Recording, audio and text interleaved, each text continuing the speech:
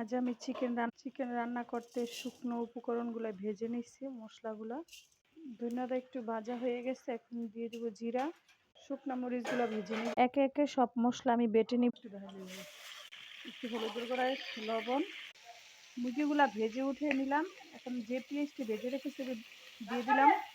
হলুদের গুঁড়া, ধনিয়া জিরা, মরিচ বাটা, আদা রসুন। মশলাগুলো কষানো হয়ে গেছে, তেল উপরে ভেসে উঠছে। এখন মুরগির গোশটি দিয়ে দিব। কষানো শেষ, ঝোল দিয়ে দিলাম।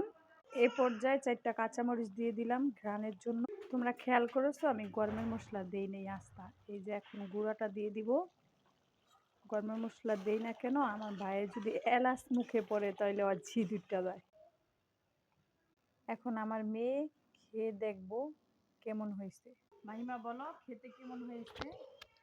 খুব মজা হয়েছে। এভাবে রান্না করে আপনারা খেয়ে দেখবেন রুটি দিয়ে।